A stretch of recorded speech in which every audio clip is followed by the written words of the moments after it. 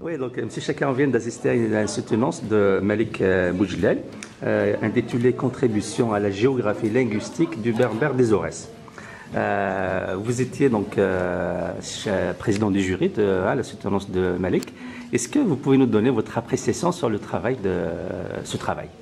Ah bah écoutez, Massine, je l'ai dit publiquement, non, c'est un travail utile, tout à fait opportun et qui va redonner,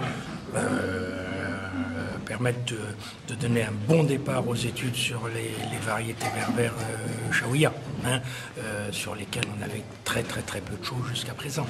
Donc c'est vraiment un travail dont on peut féliciter Malek.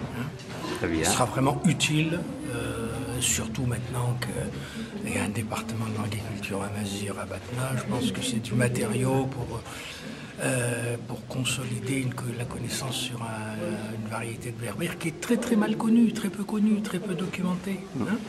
Donc autant sur le kabyle on appelait Thor ou Tachlefis ou autre, autant sur le Séchaoui c'était donc bravo à Malek. C'est une étape et on espère qu'il y aura des suites nombreuses.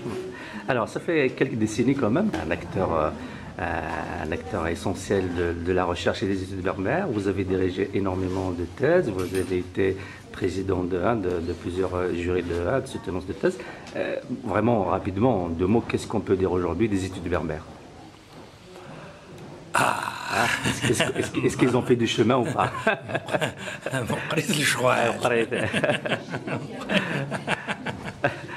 Non, ils ont fait du chemin.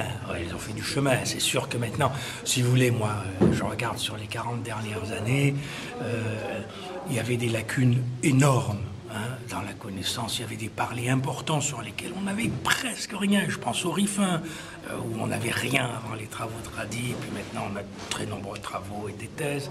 Je pense, en fait, on n'avait guère que sur trois grands pôles régionaux, le Kabyle, le Tamazigh aussi pas mal, et le Touareg. Le reste était très méconnu. Alors, autour des 30-40 dernières années, et en particulier grâce à l'émergence de très nombreux jeunes chercheurs berbères, on a maintenant une bonne couverture. Elle est loin d'être complète, mais on a des matériaux importants sur le Rif, maintenant sur le Chaoui, sur d'autres parlers qui étaient très peu documentés. Bon, alors maintenant, il y a toujours des zones qui restent mal connues, mais je dirais qu'on commence à avoir quand même là des sources, des références de qualité qui permettent d'avoir peut-être une autre vision du berbère. Et le rôle des NALCO dans tout ça? Le rôle de l'INALCO, il n'est pas exclusif, mais il a été considérable. C'est sûr que l'INALCO, parce que c'était la seule structure pendant très longtemps, la seule institution d'enseignement et de formation à la recherche et de recherche spécifique donc dans le domaine berbère, a joué un rôle considérable. Il y a un nombre de thèses, rien que depuis un an, on a évoqué lors de la soutenance plusieurs thèses excellentes, celle de Garab sur la dialectologie de la Kabylie, celle de Malika Assam sur l'anthropologie sociale de la Kabylie et bien d'autres. Donc c'est vrai que l'INALCO a joué un rôle tout à fait considérable, mais je dirais maintenant, heureusement, l'INALCO n'est plus tout seul. C'est vrai que dans les années 60-70, il y avait plus grand-chose, il n'y avait pas grand-chose d'autre. Mais actuellement, en France, en Europe, et dans les pays du Maghreb, il y a quand même des pôles où on fait de la recherche intéressante, de nature diverse, mais c'est vrai que les études berbères sont devenues maintenant très internationales. Mais enfin, l'INALCO garde un poids, non pas simplement historique, un poids réel. Voilà. On vient d'assister à la soutenance de Malik Boujlel, intitulée Contribution à la géographie linguistique du berbère des Aurès. Vous avez été, parce que maintenant il est soutenu, vous avez été son directeur de thèse, c'est ça, ici à l'INALCO. Est-ce qu'on peut avoir votre appréciation du travail de Malik qui vient de soutenir et qui a eu son doctorat avec mention honorable, c'est ça? Très honorable. Ce que je veux dire, on l'a déjà dit pendant la soutenance, en fait. Bon, d'abord, on peut dire que c'est un travail qui est vraiment important pour les études berbères parce que la région Chiaoui n'est pas très connue. On n'a pas beaucoup d'éléments sur la région. Il n'y a pas beaucoup d'études. Les dernières études importantes, elles datent de la colonisation. Avec André Basset, etc. Bon, il y a eu des mémoires qui ont été faits sur telle ou telle région. Mais là, ça concerne en fait tout le reste. Donc c'est ça l'intérêt de la dialectologie, c'est d'avoir des éléments sur tous les ORES et ça permet de faire des comparaisons, etc. Donc c'est un travail vraiment important pour les études berbères. Voilà. Très bien. Donc, bien sûr, il y a le travail que vient de faire Malik Boudjelal, mais j'imagine qu'à l'INALCO, il y a pas mal de recherches, de thèses qui sont en cours. Donc, vous pouvez nous faire comme ça un état des lieux des études berbères à l'INALCO, de tout ce qui se fait à l'INALCO. L'état des lieux, ça va être un peu compliqué, mais disons, pour ce qui concerne les doctorants, on a... Alors, d'abord, il y a des doctorants, effectivement, qui travaillent sur la linguistique. Travailler sur la linguistique, en général, ça concerne des régions précises. Donc, on a, par exemple, un étudiant qui travaille sur le Maroc du Sud-Est, par exemple. On a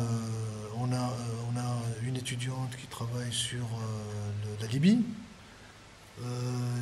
Un autre étudiant là, qui vient de commencer sa thèse, il va travailler sur un petit peu aussi un peu de la dialectologie, même si c'est un peu plus restreint, mais il va travailler sur le sud-oranais, ce qu'on appelle les Qassour en fait. Les Qassour oranais, donc à la frontière avec le Maroc, il y a un certain nombre d'îlots, en fait, d'oasis, où on parle encore le berbère. Peut-être pas toutes, mais en tout cas, justement, ça fait aussi partie du travail. C'est déjà de faire l'état des lieux sur place. Donc, vous voyez qu'on est passé donc, de l'ouest à l'est, donc il y a un peu tout. Il y a aussi des étudiants, évidemment, qui travaillent sur les littératures, sur la civilisation. On a un étudiant, par exemple, qui va travailler sur l'évangélisation en Kabylie, avec les mouvements évangélistes là, qui vient de naître. Qui sont nés il y a quelques années, disons. Voilà, donc vous voyez qu'il y a quand même un peu de tout, il y a toutes les disciplines. Donc il y a une diversité de la recherche. Ouais, parce que c'est vrai qu'on a tendance à croire qu'à l'INALCO, on travaille sur la langue berbère uniquement. L'INALCO, comme son nom l'indique, c'est Institut national des langues et civilisations orientales. Donc il y a les langues et les civilisations.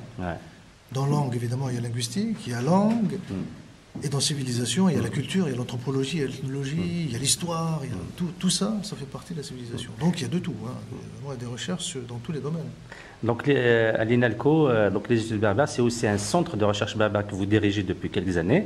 Est-ce que vraiment, en 2 mots, est-ce que vous pouvez nous dire un peu l'essentiel des recherches qui se font, des travaux qui se font par l'équipe du centre de recherche berbère? Alors, il y a les travaux, donc c'est ce que je viens de dire, donc il y a des recherches sur la linguistique, sur la civilisation. Il y a aussi des recherches, j'en ai pas tout à l'heure parlé, mais il y a un étudiant qui travaille aussi sur le traitement automatique du langage, ça c'est important. Et donc on travaille aussi sur le TAL, ce qu'on appelle le TAL, donc le traitement automatique des langues. Pour le berbère, ça permet, par exemple, de créer des correcteurs orthographiques, grammaticaux par exemple, de faire des traductions automatiques, des choses comme ça. Donc on travaille aussi là-dessus. Mais disons que la recherche, ce sont les points que j'ai évoqués tout à l'heure. Donc, il y a aussi, donc on a un séminaire par exemple qui est mensuel, qu'on fait chaque mois, qui concerne justement les nouvelles tendances qui concernent la culture de manière générale. Les nouvelles tendances linguistiques, culturelles, etc., dans la presse, au niveau du théâtre, enfin à tous les niveaux, au niveau de la culture de manière générale, ce qui se fait actuellement de nouveau.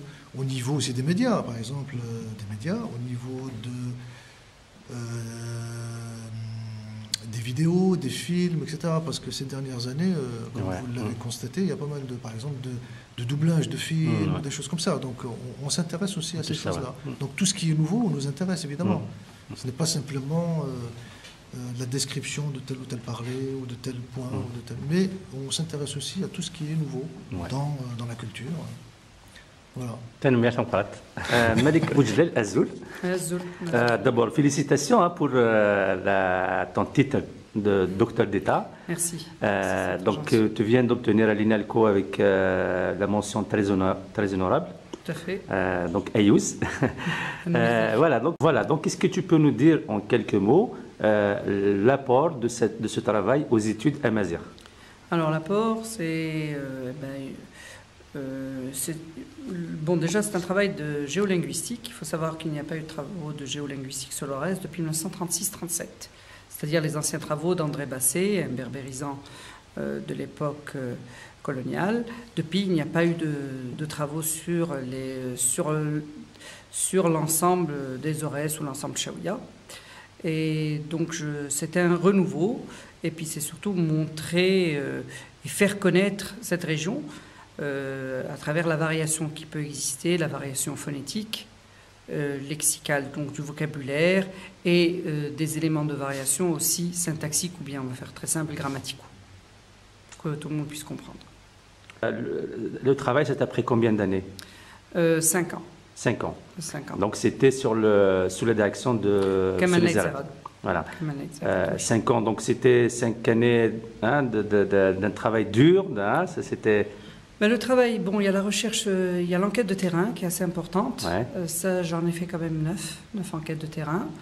J'ai essayé de couvrir l'ensemble de la zone Chaoui. Il faut savoir que ça commence à la wilaya de Sétif et ça se termine à la wilaya de Tébessa, Soukaras, la wilaya de Bawaki, la wilaya de Khachla, de Biskra, de Batna, de Guelma aussi. Donc, c'est quand même les 4 points cardinaux de cette zone géolinguistique berbère.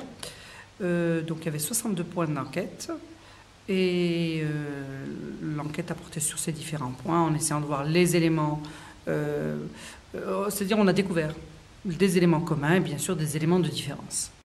Quels sont tes projets?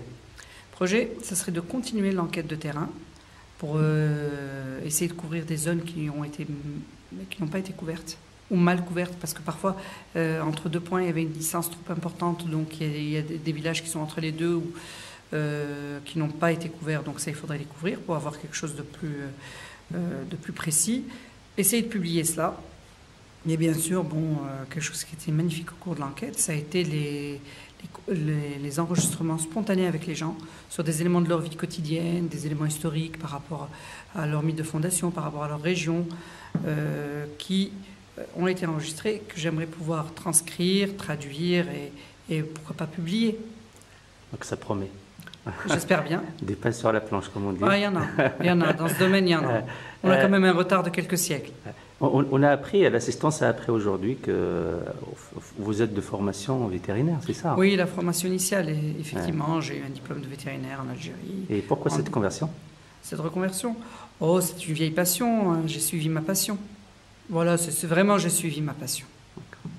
En tout cas, encore une fois, bravo, Ayouz. Merci et bon courage pour tout ce qui te reste à faire. Merci bien. Merci.